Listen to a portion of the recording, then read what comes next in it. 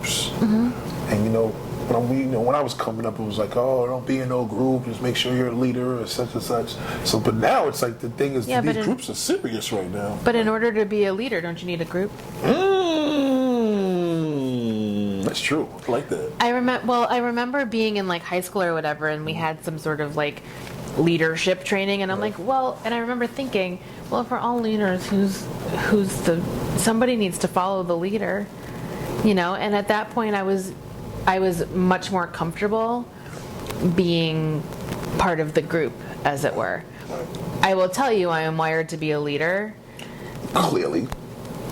But I needed to grow into it. I mean, I think that's something, that I've sort of realized probably over the past sort of like 10 or 15 years is like, it's okay if you don't have all the answers by the time you're 25. Like, even people who think that they have all the answers by the time they're 25 do not have all the answers by the time they're 25. Well, people think that they always have all the answers, but sometimes they can think that all they want.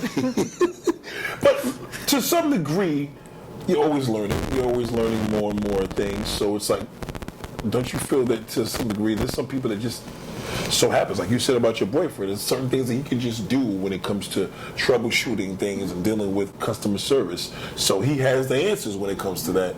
You may have the answers on one side. We talked about groups in regards to, like, I feel like now it's kind of like the new therapy. Like, in other words, I feel like if people don't really want to go to a therapist, people don't really definitely want to go to a psychiatrist, do you feel that the alternative would be a group? A single person, a person that wants to learn how to cook, a person that works here and then they're in a union for whatever it is, a person that wants to become an actor, a person that is an actor, do you feel that these groups now are like the advantage now in social media? I think it depends on you. Your list was so varied. I think if you want to learn how to cook, sure, join a group, go take a class, whatever. No YouTube though, right? Oh, I'm a YouTube junkie. Like, if I want to learn, that's how I learned how to pick locks. Oh, literally? Mm-hmm. Long story short, I had to figure out how to pick a lock at like midnight, so there was no calling anyone. So I looked up on YouTube. I mean, it was a janky lock. It was like an indoor lock, but I picked that lock in 10 minutes. I'll tell you that. And you learned that on YouTube. Mm-hmm. That's pretty official. That's pretty official. So you wouldn't necessarily go to YouTube per se to learn if you were single to date somebody, or would you be more closer to go to a group to learn, or more or less if you're having a relationship? Anything on relationships, what would be your go-to? My go-to was always online dating. Like, I was in college the first time I dated somebody offline, which was a minute ago. And it was like the very beginning of like online dating. It was still very like sort of... That was pretty exclusive back. Yeah. It was sort of like frowned upon, I guess, or like, it was still like the nerd thing to do. Like nobody else was doing it. I don't think eHarmony was a thing yet. Damn. It was So we had blackpeoplemeet.com, but go ahead. Yeah, right.